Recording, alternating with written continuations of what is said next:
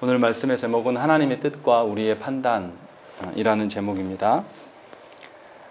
사사기 4장과 5장은 같은 이야기를 두 번 반복하고 있습니다.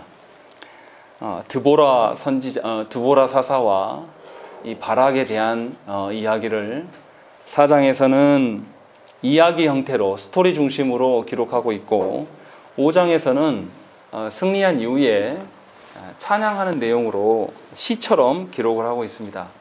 이렇게 이야기가 있고 시가 있는 경우는 우리가 출애굽기에서 보았던 홍해를 건넌 사건 외에는 성경에서 여기가 유일합니다. 그래서 두 사건이 다른 사건이 아니라 같은 사건을 다른 측면에서 접근하고 있어요. 그래서 그 사건을 부각하고 있는 것입니다. 그래서 하나님의 그 구원하심이 어떤 것인고 하나님께서 주신 사명이 어떤 것인가를 확실히 보여주고 있습니다.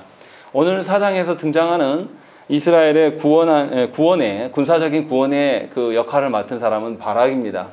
그런데 바락이 하나님의 그 명령을 받들고 그 어떻게 행동하고 있는가를 우리가 살펴야 될 필요가 있고, 또 하나님께서는 이스라엘의 구원을 어떻게 이루어 가시는가라는 것을 오늘 본문에서 우리가 살펴볼 수가 있습니다. 이 두 가지의 측면을 통해서 하나님께서 명하신 바에 대해서 우리가 어떻게 대하는가를 살펴야 될 필요가 있습니다. 우리는 어리석어서 하나님께서 우리를 구원하신 목적에 대해서 관심이 없어요. 우리는 언제나 뭐만 관심이 있냐면 내 세상살이만 관심이 있습니다. 그래서 세상살이의 문제만을 해결해 달라고 하나님께 구하는 경우가 허다해요. 그런데 하나님께서는 성경을 통해서 우리에게 하시는 말씀은 하나님께서 우리를 구원하신 목적이 있고, 그 목적 앞에서 사람들이, 믿는 자들이 어떻게 행하는가를 계속 기록하고 있습니다. 오늘 본문에도 그것이 나와요. 하나님이 주시는 사명 앞에서 바락이 어떻게 행동하는가라는 것이 바로 우리의 문제인 것이고, 바락이 어떻게 행동했을 때 하나님께서 그 사명을 어떻게 이루어 가시는가가 또 하나님의 편에서의 일인 것이고, 그래서 이 사사시대가 얼마나 악한가를, 무엇 때문에 악한가를 우리가 볼 수가 있다는 것입니다. 그래서 이제 구체적인 말씀의 내용으로 들어가면 1절부터 이 이스라엘의 악함이 바로 드러납니다. 우리가 앞에서 사사기의 서론으로 1장과 2장 말씀을 보았을 때 사사기의 패턴이 어떤 것이다 라고 분명히 말씀을 드렸어요. 이스라엘이 하나님의 그 다스림을 존중하지 않고 자기의 소견대로 살고, 그러자 하나님께서 이스라엘을 이방 민족들에게 팔아넘기고, 이 이방 민족들의 압제 속에 있으니까 이들이 다시 하나님께 간구하고, 하나님께서 사사를 일으켜서 그들을 구원하시고 잠깐의 평화를 맛보고 다시 또 악행하는 이 사이클을 계속 반복한다라는 것을 이제 보여주었습니다. 4장에서도 아니나 다를까 똑같은 패턴으로 1절에 보시면 에훗이 죽으니 이스라엘 자손이 또 여호와의 목전에 악을 행했다라고 기록하고 있습니다. 이스라엘은 하나님께서 벌써 몇 번째 사사를 보내주셨는데도 깨닫지 않습니다. 깨닫지 않고 자신들의 인간적인 판단과 하나님의 판단하셔서 명령하신 것 안에서 이것을 저울질하는 것이죠. 자신들의 판단으로 하나님의 그 주신 사명 앞에서 이 사명을 자신이 판단해보고 할 만한 것인가 안 한 것인가 저울질하면서 선택한다는 것이죠. 그래서 사사기에서 계속 반복해서 나오는 이야기가 하나님의 뜻대로냐, 왕이신 하나님의 뜻대로냐, 아니면 사람들의 소견대로냐 라는 것을 계속 묻고 있습니다. 오늘 본문에도 바로 이것을 우리에게 묻고 있는 것입니다. 그래서 이스라엘은 하나님께서 분명히 이 사사 드보라가 나오기 이전에 3명의 사사들을 세우심으로 말미암아 하나님의 구원을 우리가 지난주에 보여줬어요. 하나님께서는 심지어 사사 삼가래 같은 경우는 이스라엘 백성이 아닌데도 하나님께서 들어서 사용하시는, 또 그리고 하나님의 구원이라는 것은 우리가 짐작할 수 없는 그런 방편임을 분명히 보이셔서 하나님께 구원이 있음을 하나님께서는 계속해서 사사를 통해서 보여주셨다는 것입니다. 그런데 이스라엘은 여전히 어떻게 생각하냐면 자신들의 판단대로 하나님의 일하심을 판단하고 있어요. 사실은 누구를 판단해야 됩니까? 하나님께서 우리를 판단하심이 맞는데 이스라엘 백성들은 그렇게 하지 않아요. 언제나 자기들이 하나님을 판단하고 하나님의 어떠하심을 자신들이 판단해보고 그대로 따를 것인가 말 것인가를 결정하는 것이죠. 이것은 우리도 마찬가지입니다. 하나님께서 아무리 말씀을 죽어라고 줘도 우리는 그 말씀대로 살아가는 것에 대해서 굉장히 불편해해요. 그러면서 우리는 항상 핑계거리를 만듭니다. 이래서 그럴 수가 없었다. 저래서 그럴 수가 없었다. 라고 이야기를 하는 것이죠. 이러한 것이 바로 악한 것이다. 라고 사사기의 저자는 우리에게 말씀하고 있는 것입니다. 하나님께서 우리를 구원하셨다는 것은 값주고 사신 거예요. 그러니까 내 인생은 더 이상 나의 것이 아니고 하나님의 것이고 나에게 주어진 자녀들도 나의 것이 아니고 하나님의 것인데도 우리는 다 나의 것이죠. 심지어 남의 것도 내가 힘으로 빼앗아서 얻을 수 있다라고 생각해서 다 나의 것으로 판단합니다. 그래서 하나님이 주시는 말씀까지도 내가 판단해서 들어보고 아니면 듣는 척도 안 하는 것이죠. 이것이 이스라엘의 악행이에요. 그래서 하나님 앞에서 또 자기 마음대로 살아갑니다. 그때 하나님 어떻게 하십니까? 2절에 있는 것처럼 가나안 왕 야빈의 손에 그들을 파셨다라고 기록하고 있습니다. 가나안 왕 야빈은 성경에서 여기만 나오지 않아요. 여호수아 11장에 보면 여호수아가 야빈의 군대를 무찌르고 하솔성을 불태워서 진멸하는 사건이 기록됩니다. 이것이 사사기보다 먼저 일어난 사건이에요. 여호수아가 그들을 격퇴해서 그 성이 다 폐허가 돼요. 그런데 한참 시간이 흘렀는데 또 야빈이 나오는 것이죠. 그러면 이 야빈은 어떤 식으로 이해해야 되냐면 우리가 애굽의 왕을 바로라고 부르는 것처럼 또 옛날에 창세기에서 아비멜렉 왕이 나왔을 때 아비멜렉 왕이 2번 나오죠. 그때도 그 사람의 왕의 이름이 아니라 왕을 부르는 호칭으로 봐야 돼요. 그러니까 이 하솔 왕 야빈도 그의 후손들 중에 뭔가 왕이 있었다라고 보는 것이 합당해요. 그런데 분명히 성경에서는 여호수아로 말미암아서 전부 진멸시켰다라고 기록하고 있는데 이들이 갑자기 이스라엘을 정복하고 이스라엘을 다스리고 있는 구조 가운데 서게 되었다라는 것입니다. 어떻게 이럴 수 있는가? 분명히 여호수아 시대 때 이들을 진멸했다고 했는데 어떻게 다시 세워줄 수 있는가를 우리가 생각을 해봐야 돼요. 분명히 성경에서는 뭐라고 답을 하냐면 1절과 2절의 인과관계를 잘 보세요. 이스라엘 자손이 또 여호와의 목전에 악을 행하기 때문에 여호와께서 이스라엘을 하솔 가나안 왕 야빈에게 팔았다라고 분명하게 기록하고 있는 것입니다. 그러니까 야빈이 강력해서가 아니라 이스라엘이 악행하고 하나님의 뜻대로 살지 않기 때문에 하나님께서 이스라엘을 파신 거예요. 그런데 본문에 등장하는 모든 사람들은 그렇게 생각하지 않습니다. 하나님 앞에서 악행했기 때문에 팔리우고 점령하고 이런 개념으로 보지 않아요. 본문에 등장하는 1, 2, 3절에 등장하는 모든 사람들은 다 힘의 논리로 생각을 하는 것입니다.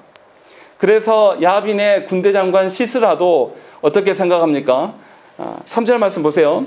야빈 왕은 철병거 900대가 있어 20년 동안 이스라엘 자손을 심히 학대했으므로 라고 되어 있는 것입니다. 분명히 1, 2절에서는 하나님께서 이스라엘이 하나님 앞에 악행해서 하나님께서 야빈에게 파르셨다라고 이야기했어요. 그런데 야빈은 어떻게 생각하냐면 자신이 철병거 900대가 있기 때문에 내 힘으로 저들을 내가 붙잡아서 내 마음대로 돼야 된다라고 생각하는 거예요. 그래서 이스라엘들을 심히 학대했다라고 되어 있는 것입니다. 그러니까 이스라엘이나 이 야빈 왕이나 생각이 똑같아요. 다 자기의 판단대로 하는 것입니다.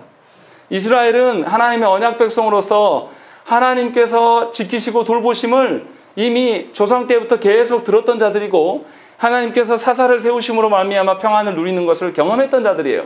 그런데 이들도 어떻게 하냐면 하나님의 뜻대로가 아니라 자신의 소견대로 자신의 판단대로 살아가는 것이 그들의 삶의 방식이죠.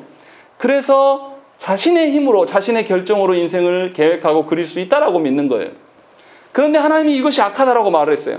그런데 오늘 본문에 야빈 왕도 이스라엘과 똑같은 사고방식을 갖고 있는 거죠. 자신의 힘으로 인하여서 이스라엘은 내 것이니까 내 마음대로 하겠다 해서 심히 학대하고 있다라는 것입니다. 그러니까 이스라엘이 세상의 나라들과 다를 바가 없어요. 사실은 하나님을 더 신뢰해야 되는 것이 너무나 합당한 것이죠. 예수 믿는 사람이 교회가 무엇인가 자기의 주관대로 하려다가 하나님의 뜻이 그것이 아닙니다 라고 하면 다 내려놓고 우리가 잘못했습니다. 우리끼리 누가 옳냐 맞냐 이거 따질 게 아니라 다 내려놓고 엎드리는 것이 정상이에요. 그런데 조국교회 안에서는 이런 모습 볼 수가 없습니다. 끝까지 가야 돼요. 끝까지 가서 누구 하나 아예 이 교회에서 쫓아내든지 끝장을 봐야 끝납니다. 그런 점에서 조국교회는 악해요.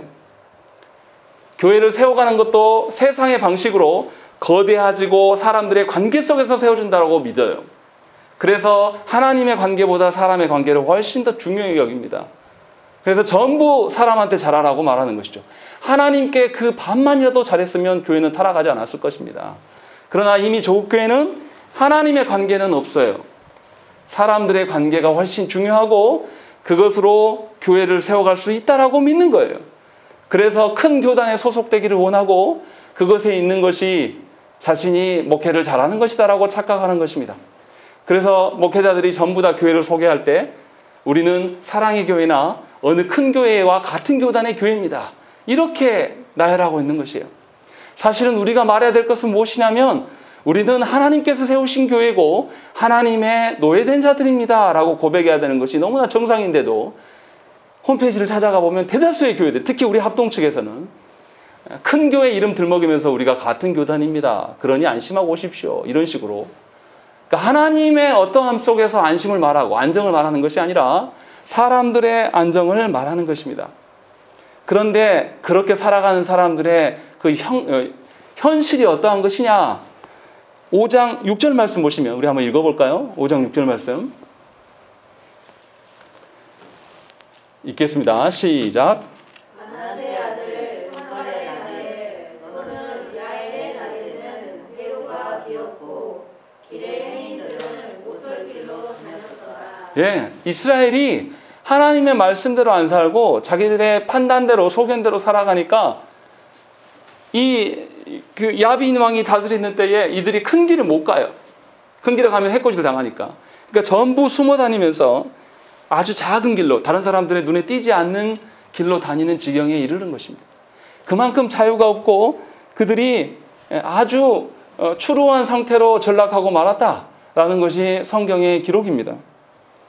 그래서 역대 사사들이 그들을 구원하였을 때 처음에 8년을 압제당했다가 18년을 압제당했다가 이랬던데 오늘 본문에는 이들이 20년 동안이나 학대를 받았다라고 기록하고 있는 것입니다. 생각을 해보세요. 이들이 과거의 경험을 조금만 떠올린다면 우리가 그때 애후 시대에 이랬었지 또 하나님 앞에서 이 시대에 이랬었지라는 것을 알면 기간이 너무 길 필요가 없는 거죠. 사실은 경험이 있으니까 빨리 하나님께 돌아와서 회개하는 것이 맞는데 이들이 대로로 다닐 수 없을 정도의 형편과 어려운 그 학대 속에 있음에도 불구하고 이들이 교만하고 악화해서 돌아오지 않는 겁니다. 끝까지 버티면서 자신의 고집대로 자신의 근성대로 살아가서 무려 20년이나 학대받으면서도 하나님께 돌아오지 않아요. 그러니까 학대받는 기간이 놀랍게도 하나님께서 사사를 통해서 구원을 보이시는데도 더 길어지고 있어요. 얼마나 악합니까? 회개할 생각이 없어요. 조국교회가 얼마나 부유해지고 얼마나 살만해졌습니까? 그래서 하나님께서 이 조국교회 안에 얼마나 많은 일들을 통해서 성도들을 살리시고 회복하셨습니까? 수많은 이적들과 하나님의 역사하심을 우리가 경험하였고 교회가 세워지는 것을 보았어도 또 우리가 입으로 말하지 않습니까?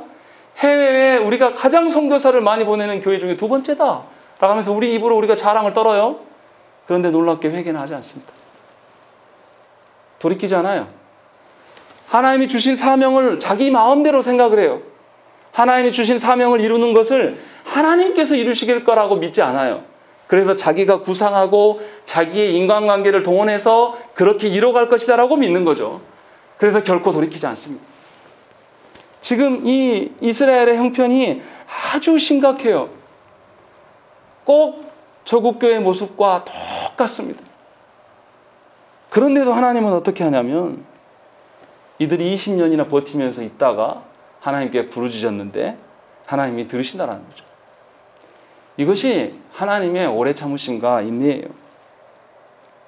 우리가 여기서 알아야 될 것은 내 판단과 내 어떠함으로 하나님이 주신 사명을 판단하는 것이 하나님이 우리에게 명령하신 것을 판단하고 저울질하는 것이 얼마나 악한 것인지를 깊이 묵상해야 되는 것입니다.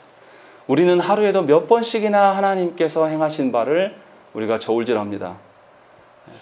누가 저울질하냐면요, 하나님의 사명 받은 사람들이 그래요.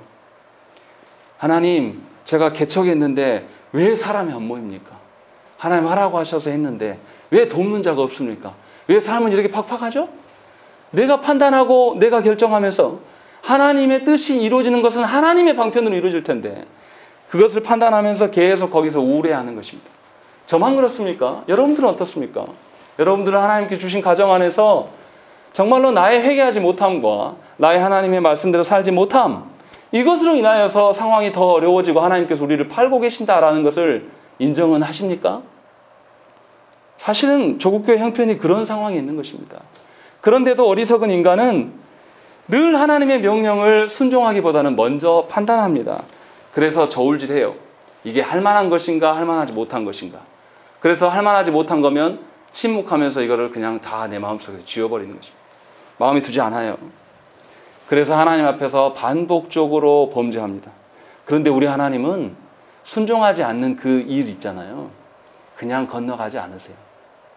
여러분들이 순종할 때까지 그 사명을 계속 여러분 앞에 드미는 거예요. 계속 순종하지 않으면 고통의 나날들이 계속 길어집니다. 점점 길어져요. 사사기가 지금 이것을 증명해 주고 있는 겁니다. 이스라엘이 소견대로 살아가면 얼마나 악한 것인가 라는 것을 우리에게 이야기를 했어요. 그래서 그 결과가 어땠습니까? 정말로 참혹한 상황 가운데 있는 것입니다.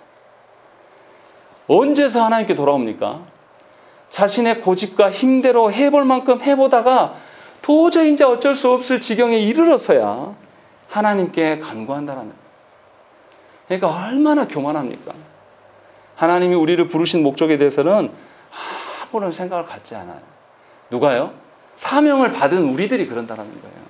하나님 모르는 사람들은 몰라서 그런다 치지만 하나님이 우리를 구원하시고 하나님의 교회됨이 무엇인지를 이미 우리는 알고 있고 교회의 사명이 하나님의 복음을 세워서 하나님 나라 되게 하는 것임을 우리가 알고 있음에도 불구하고 그 일에 우리의 인생을 걸지 않아요. 다 우리의 세상살이에 모든 목숨을 거는 거죠. 내 가정에 내 자녀의 세상살이가 전부예요.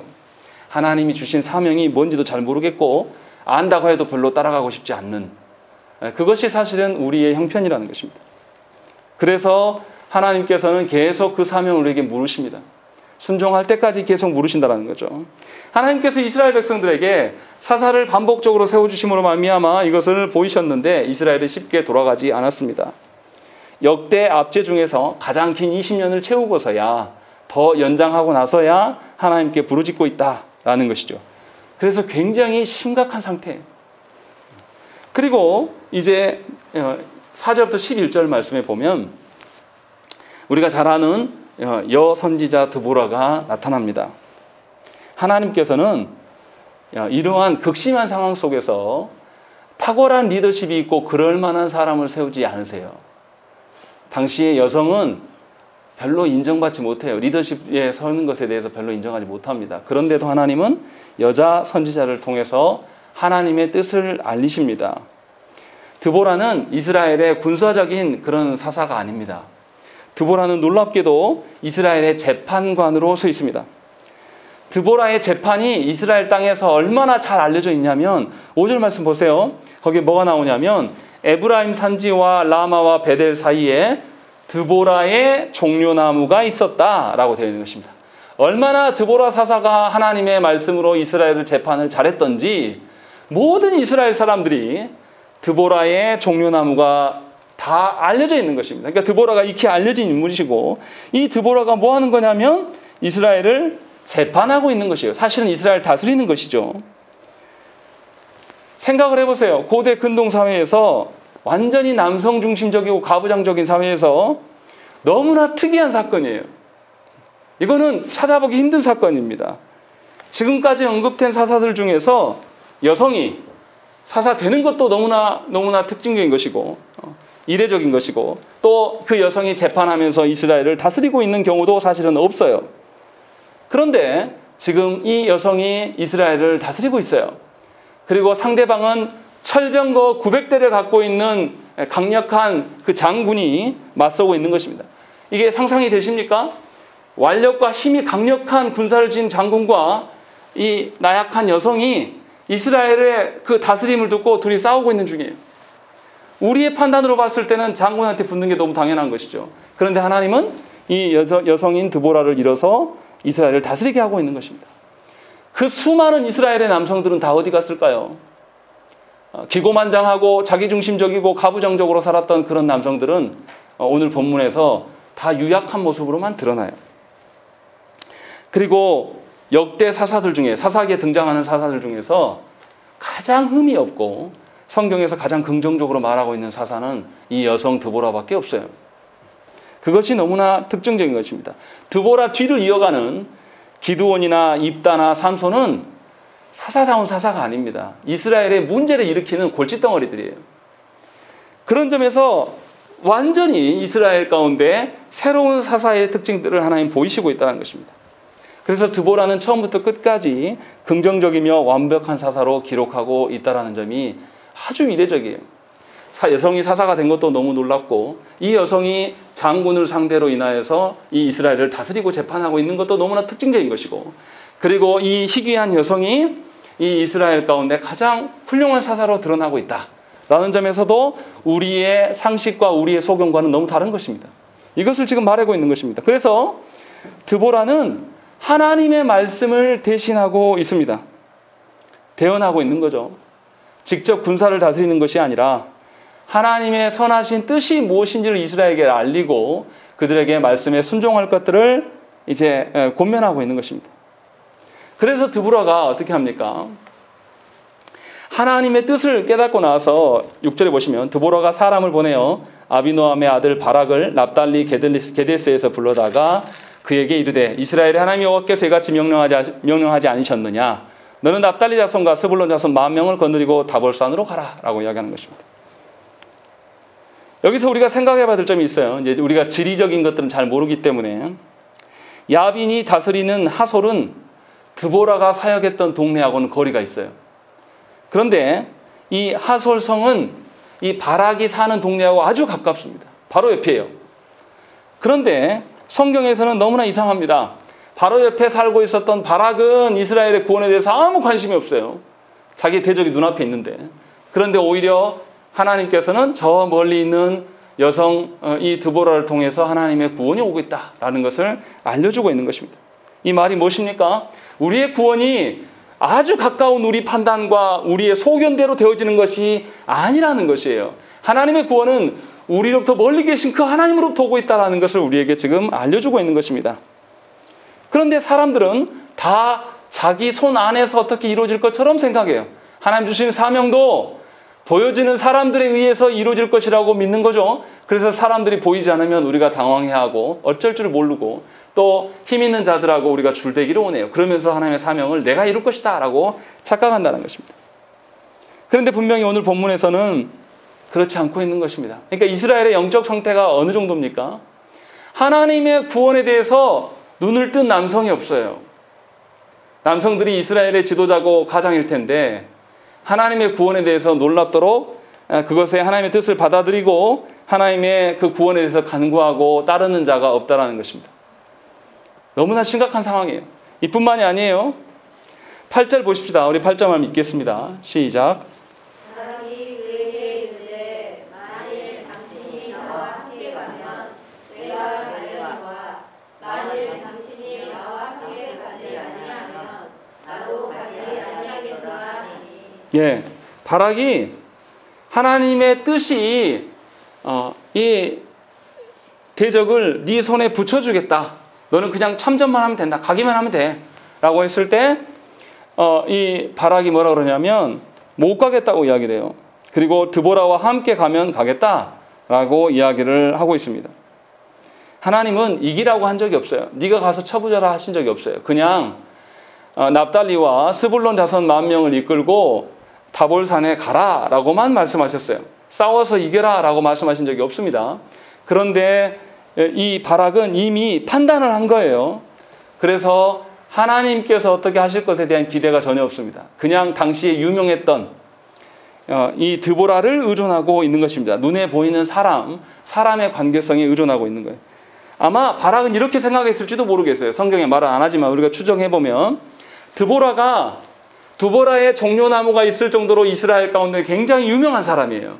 그러니까 두보라와 함께 이 납달리와 스불론 자손에게 가면 납달리와 스불론 자손들이 어떻게 하겠습니까? 이 전쟁에 참여할까요? 안 할까요? 참여하죠. 이 여성을 보고. 이 인간적인 생각이에요, 이게. 그런데 이 바락은 그렇게 생각을 한 겁니다. 그래서 드보라를 같이 동참하게 되면 군사를 모집할 때 편할 거야 라는 생각을 했을지도 몰라요. 또 하나는 또 다른 쪽으로도 생각할 수 있습니다. 드보라가 하나님의 뜻을 계속 알려줘요. 그러니까 이 드보라 여인을 전쟁통에 데리고 가면 뭐가 좋습니까? 하나님의 뜻을 계속 확보할 수가 있는 거죠.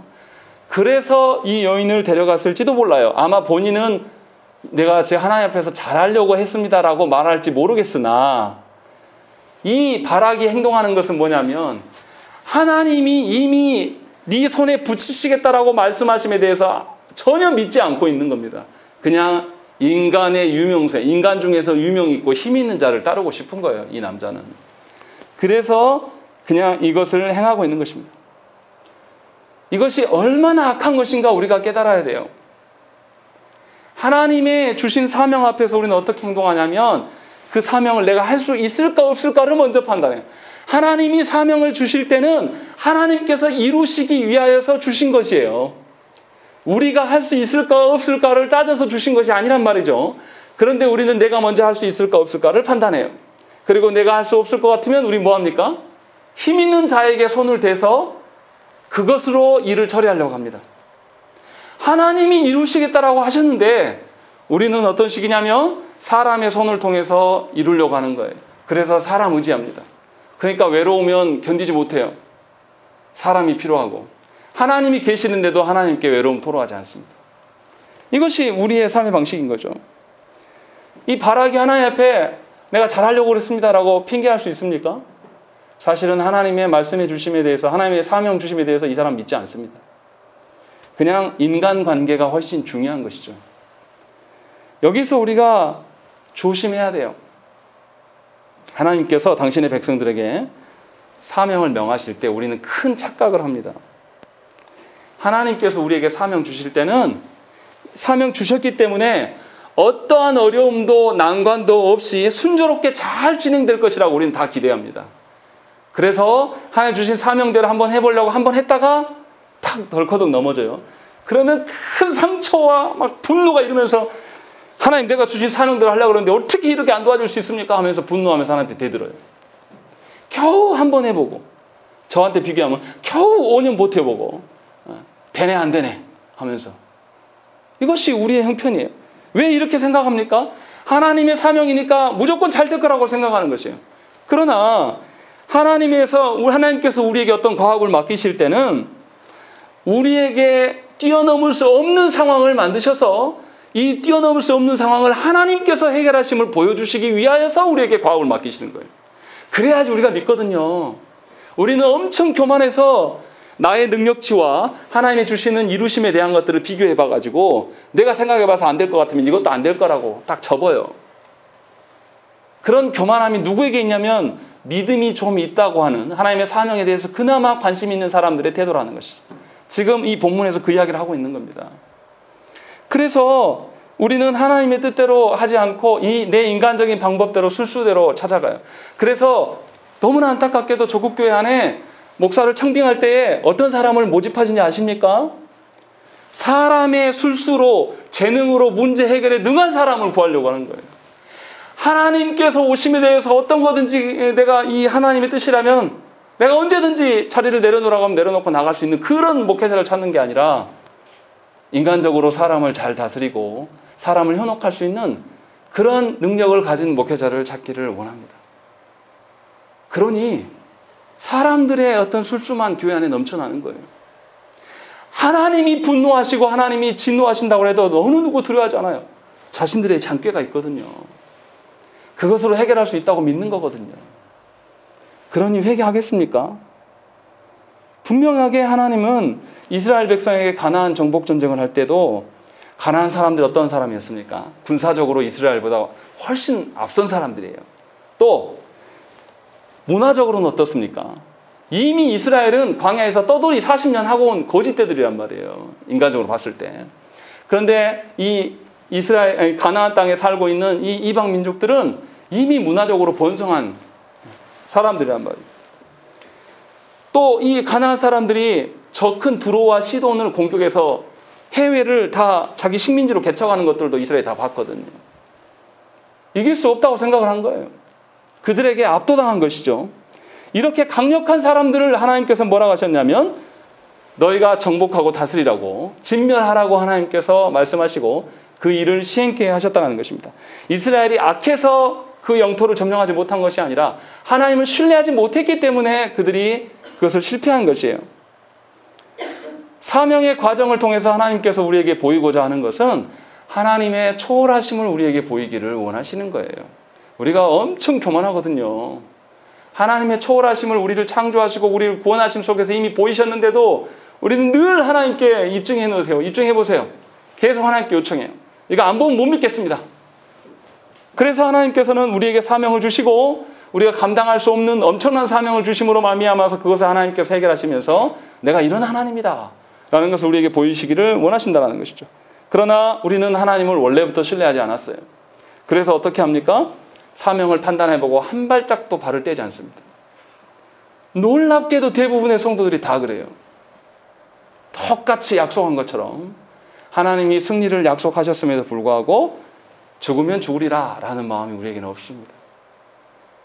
그것이 지금 이스라엘의 본문에 등장하는 이스라엘과 바락과 우리가 다를 바가 없다는 것입니다. 하나님께서는 에웃에게 보이셨던 승리를 이 바락에게도 주시기를 원하셨어요. 그런데 바락은 이를 믿지 못했습니다. 그리고 그 결과가 어떻습니까? 하나님을 의지하는 것이 아니라 하나님의 명령이 그렇다라고 이 드보라 선지자가 말을 해줬어도 안 들어요. 그러니까 9절의 결과가 나옵니다. 9절 읽겠습니다. 시작. 이르되 내가 반드시 너와 함께 가리라. 그러나 네가 이번에 가는 길에서는 영광을 얻지 못하리니 이는 여호와께서 시스라를 여인의 손을 하실 것임이니라 하고 드보라가 일어나 바락과 함께 게데스로 가니라. 예, 바락의 그 어리석음을 알기 때문에 드보라가 함께 해주긴 합니다. 그러나 바락은 이제 영광을 얻지 못하게 될 것이고 바락이 취했어야 될 그 영광을 여인에게 팔 것이다 라고 말씀하고 있다는 것입니다. 하나님 앞에서 불순종을 거듭하는 자들에게는 하나님의 어떠하심을 줄 것이 없어요. 바락은 이 전쟁을 승리했어도 하나님의 어떠하심을 잘 알지 못했을 것입니다. 그래서 이제 어찌됐든 간에 전쟁에 참여하기는 해요. 그런데 너무나 뜬금맞게 11절 말씀에 갑자기 모세의 장인이 등장합니다. 여기 모세의 장인 호밥이라고 나왔는데 모세의 장인의 이름이 성경에 여러 가지 나와요. 이드로, 루엘, 호밥 다 모세의 장인의 이름으로 이해하시면 됩니다. 그런데 이게 겐족속 사람이에요. 그런데 이 겐족속 사람이 원래 가나안 남쪽 지역에 사는 사람입니다. 그런데 이상하게도 헤벨이라는 사람만 게데스 가까이에 왔어요. 이 게데스는 누구 고향이냐면 바락의 고향이에요. 그래서 전쟁터와 아주 가까이 있는 지경입니다. 여기에 와 있다라고 이야기를 하고 있어요. 그러니까 바락이 받아야 될 그 영광이 이 겐족 속에 가게 될 것을 암시적으로 보여주고 있는 것입니다. 그래서 이제 다시 12절부터 전쟁에 대한 이야기를 하는데 드보라와 바락은 하나님 말씀대로 전쟁에서 승리합니다. 그런데 그 승리의 원인이 어디에 있습니까? 그들이 잘 싸웠다, 용맹했다 이런 말 없습니다. 15절 말씀을 읽겠습니다. 시작. 여호와께서 바락 앞에서 시스라와 그의 모든 병거와 그의 온 군대를 칼날로 혼란에 빠지게 하시네. 시스라가 병거에서 내려 걸어서 망하였다. 예, 하나님께서 이 군대를 혼란스럽게 하셨다라고 하는 거예요. 하나님이 하셨다라는 거죠. 그리고 우리가 다음 주에 읽을 말씀이지만 5장에 가면 이 철병거들을 하나님께서 이 강으로 인도하세요. 그리고 비를 내리게 하셔서 이들을 다 못 움직이게 만드는 것이죠. 꼭 홍해에 애국 군대를 수장하는 것과 비슷한 생각들이 떠올리게끔 하나님 하신다는 것입니다. 사실은 이 전쟁의 승리는 하나님께서 선수 행하신 것입니다. 처음에 바락에게 약속하신 그대로 하나님께서 그 철병거 900대를 다 정리하시는 것이 보여요. 그래서 이 시스라가 도망은 하는데 아무것도 못하고 얼마나 이 한순간에 전멸당했으면 홀로 이제 걸어서 도망하는 것이죠. 그래서 시스라가 도망하는데 시스라가 어디로 도망하냐면 겐사람 17절의 말씀 보시면 겐사람 헤벨의 아내 야엘의 장막에 이르렀다라고 되어 있습니다. 너무 이상해요. 왜 야엘의 장막으로 갔을까라는 것이죠. 이게 왜 이상합니까? 헤벨과 이 그 시스라가 모시고 있는 이 왕과의 야빈과는 평화를 이루고 있긴 해요. 그러면 시스라가 누구한테 가야 됩니까? 헤벨에게 갔어야 돼요. 헤벨의 아내 야엘에게 가는 것은 아주 무례한 것입니다. 그렇지 않겠습니까? 헤벨에게 갔어도 괜찮을 텐데 그 아내의 장막으로 찾아가는 것이 뭔가 너무나 석연치 않아 이상합니다. 그리고 또 잘못 생각하면 아내를 어떻게 해보려고 보여줄 수도 있는 것이고, 또 시스라가 안전을 취하려면 누구에게 안전을 보장받아야 되겠습니까? 여인 야엘에게가 아니라 헤벨에게, 헤벨이 그 족속의 주관자니까 헤벨에게 안전을 보장받아야 되는 것이 너무나 당연한 것입니다. 그런데 이상하게 시스라는 헤벨에게 가지 않아요. 그리고 결과적으로 어떻게 됩니까? 이 여인에게서 죽임을 당합니다. 그리고 이 시스라가 교만한 것은 또 뭐냐면 이 헤벨은 자신이 주군으로 모시고 있는 그 사람과 화평을 이룬 자란 말이죠. 그럼 자기가 명령할 상대는 아니에요. 그런데 시스라가 헤벨도 아니고 헤벨의 아내 야엘에게 명령해요. 나에게 마실 것을 주고 망을 봐라 라고 이렇게 명령하는 교만함을 떨치는 것이죠. 이 야엘이 무엇 때문에 죽였는지 성경은 말하지 않아요. 그러나 분명하게 야엘은 이 시스라를 아주 잔인하게 죽여버립니다. 가서 이렇게 관자놀이에 이렇게 관자놀이에 찍어서 말뚝을 찍어서 죽여버려요. 그리고 어떻습니까? 22절 말씀 보면 바락이 시스라를 추격할 때에 아직 바락이 어디 갔는지 찾지 못했어요. 그런데 이 여인이 시스라를 다 정리한 다음에 시스라를 못 찾고 있는 바락에게 가서 여기 있습니다 라고 보여주는 것이죠. 이걸 뭘 상징하고 있는 것입니까? 주도권이 누구에게 있는 것입니까? 놀랍게도 여인에게 있는 것이에요. 아무 이름 없는 이 여인에게 모든, 시스라에게도 주도권이 없고 바락에게도 주도권이 없는 그런 것이 지금 드러나고 있는 것입니다. 이것은 뭡니까? 이미 9절에서 드보라가 바락에게 하나님의 영광을 네가 취할 수 없게 될 것이고 여인에게 팔리게 될 것이다. 이것이 지금 하나님의 말씀대로 성취되고 있는 것을 보여주고 있는 것입니다. 그래서 분명하게 하나님이 약속하시고 사명 주신 것은 누가 이루신다는 것입니까? 하나님께서 이루신다라는 것을 오늘 본문에 2번이나 우리에게 확인해서 보여주고 있는 것입니다. 그리고 그 결과대로 23절과 24절 말씀은 이제 가나안 왕 야빈이 점점 진멸되어져 갔더라 라고 기록하고 있는 것입니다. 오늘 본문에는 매우 역전적인 이례적인 사건들이 많이 나타납니다. 이스라엘에 하나님의 뜻을 받들어 모실 지도자나 왕이 없어요. 그리고 또 항상 우두머리 들어와 있던 남자들이 한 명도 나타나지 않습니다. 하나님의 뜻을 이어받을 남자들이 없습니다. 하지만 하나님께서는 남자들이 없어도 당신의 구원을 2 여인의 손에 맡기면서 이 하나님의 구원의 섭리를 이뤄가시는 분이심을 우리가 알 수 있는 것입니다. 당시의 여성들은 아무 힘도 없고 능력도 없고 이 나라를 구원할 수 있을 만한 존재라고 여기지 않아요. 누구도 그렇게 인정하지, 여성들까지도 그렇게 인정했을 거예요. 그런데 하나님은 하나님이 이루시기 때문에 하나님 앞에 순종하는 자가 여성이라 할지라도 장애가 있다 할지라도 신분이 미천하다 할지라도 아무 상관이 없어요. 하나님이 하시는 거기 때문에 그것을 우리에게 보여주고 있는 것입니다. 그리고 아까도 말씀드렸지만 우리가 생각해야 될 게 하나님의 사명을 그리 만만한 것으로 보시면 안 돼요. 세상 어떤 일보다 하나님의 사명은 훨씬 더 우리의 모든 힘과 정성과 온 마음을 들여야 될 것이에요. 그냥 대충 그냥 그렇게 그저 그렇게 하면서 하나님의 사명이 임한다? 이것처럼 교만한 것이 없습니다. 제가 신학교 가서 너무 충격받았던 것은 뭐냐면 물론 제가 공부 열심히 했다는 뜻은 아니지만 신학생들이 정말 공부 안 합니다. 놀랐어요, 제가. 학부 신학교 나오고 신대원도 신학교 나온 분들 정말 공부 안 해요. 근데 일반대 나와가지고 이 신대원 온 분들은 자기가 모르니까 처음 배우니까 굉장히 열심히 대하더라고요. 그리고 목사님들 신대원 졸업하고 공부 안 합니다. 정말 그것에 2번 충격받았어요. 그렇다고 해서 뭐 제가 성경을 많이 하냐, 그거 아니에요. 설교를 준비하면 할수록 점점 어려워지는 게 말씀이에요. 그러면 하나님 주신 사명 앞에서 나를 불태우면서 세상의 어떤 직종보다 더 치열하게 하나님의 사명에 서야 되는 것이 하나님의 사명을 감당하는 자들의 태도여야 된다는 것입니다. 여러분들은 어떻습니까?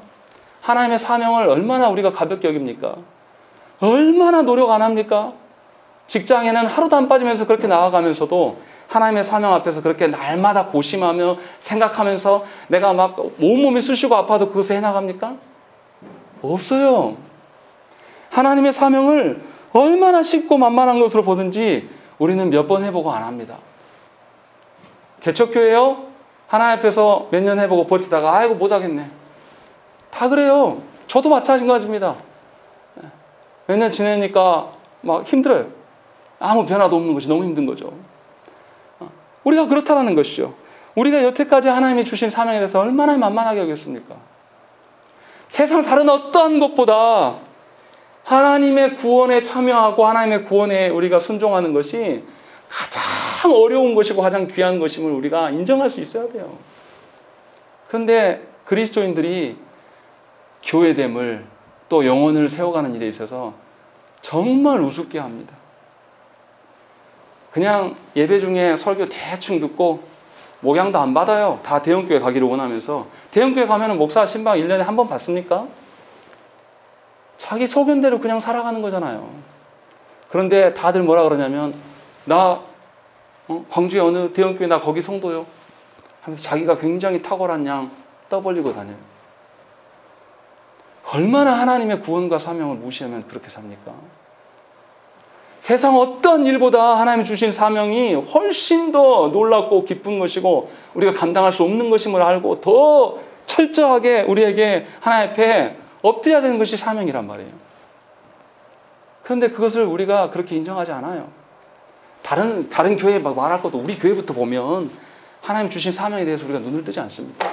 귀하게 여기지 않아요. 분명히 하나님께서는 사명을 주심으로 하나님의 어떠하심을 더 보이기를 원하신다는 것입니다. 그렇기 때문에 우리는 다른 어떤 일보다 하나님의 사명에 대해서 더 열심을 내야 되는 것이 너무 당연한 것입니다. 그리고 우리가 또 기억해야 될 것은 우리의 판단한 바대로 행하는 자는 하나님의 영광을 전혀 알 수 없다는 것입니다. 하나님의 사명에 순종할 수도 없어요. 내 판단대로 행동하는 것은 하나님의 사명을 내가 판단을 해버리기 때문에.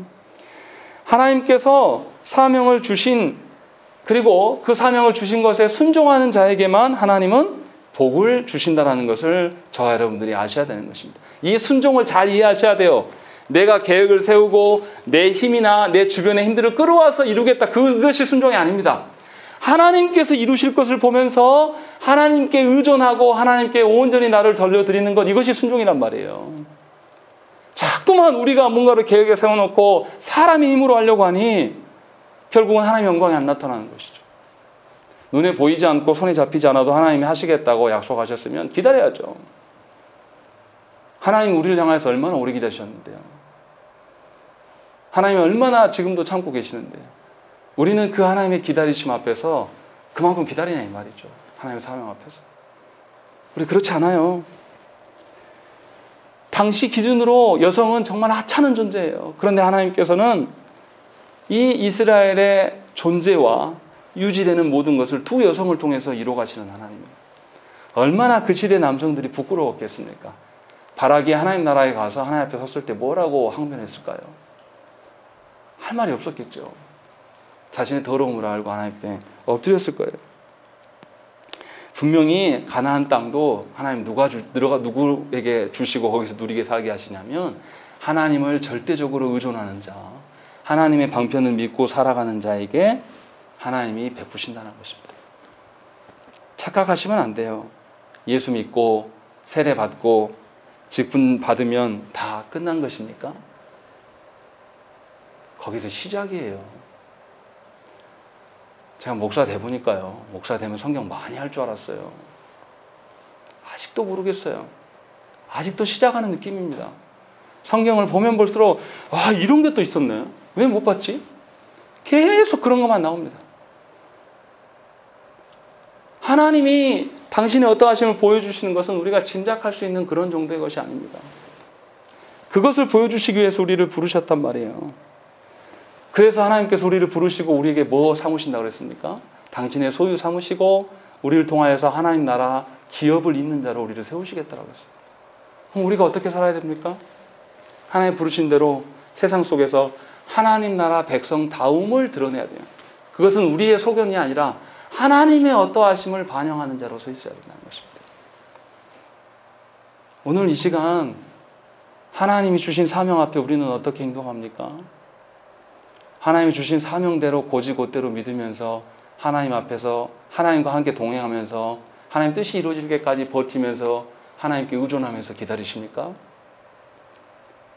아니면 일찌감치 사명 따위는 다 던져버리고 하나님 나 좀 잘 봐주세요. 나 이 평생 아픈 데도 없이 걱정 근심도 없이 그냥 쭉 무의도식 하다가 하나님 앞에 설랍니다. 우리 그런 자 아닙니까? 하나님 앞에 다시금 서야 돼요.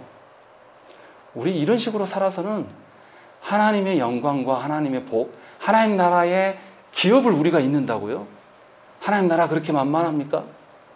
하나님 나라가 그렇게 쉽고 우스운 것이에요? 내내 가만히 있다가 하루 종일 내 하고 싶은 거 하다가 예배 시간에 닥치면 잠깐 하나님께 마음 쓰고 기도도 잠깐 우리 기도하면 얼마나 합니까?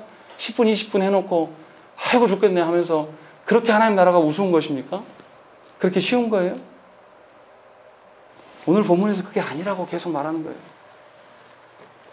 우리 시대도 제가 목사 될 자격이 있는 사람이 아니에요. 근데 하나님께서 나를 왜 불러주셨을까? 저는 젊어서도 목사 안 한다고 그랬어요. 근데 저 같은 걸 부르셨을 때 제가 무슨 생각이 드냐면 얼마나 이 시대가 악하면 나같이 말도 안 되는 사람 하나님께서 목사를 부르셨을까? 이 생각을 많이 해요. 오늘 본문의 말씀처럼 딱 그래요.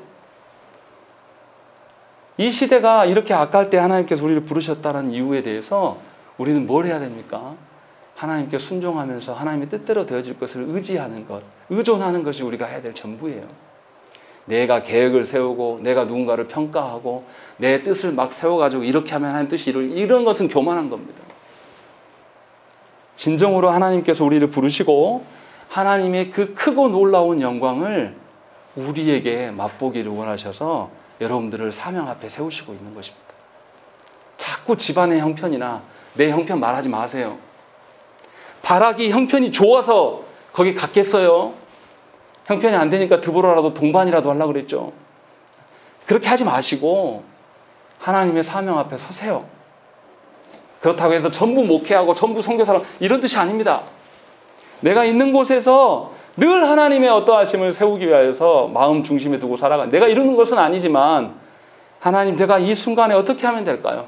하나님께 주신 사명을 했는데 제가 계산해서는 답이 안 나옵니다. 하나님 지혜를 좀 주시고 내가 하나님의 뜻대로 살다가 죽겠노라. 이런 마음으로 살면 24시간 하나님 생각으로 우리가 살아가면 하나님 그것으로도 족하다고 생각하지 않으시겠습니까? 그렇게 해서 하나님의 어떠하심을 우리에게 또 우리 가정에 또 우리 금쪽 같은 자녀들에게 보이시겠다라는 것이에요. 이보다 더 큰 복이 어디 있어요? 이 복을 누리시라고요. 그렇게 되면 우리가 세상에서 약하고 아주 초라한 교회를 다녀도 하나님의 영광을 이미 우리는 소유하고 사는 것입니다. 그렇게 하려고 여러분들 부르신 거예요. 이 소망으로 우리가 살아가셔야 됩니다.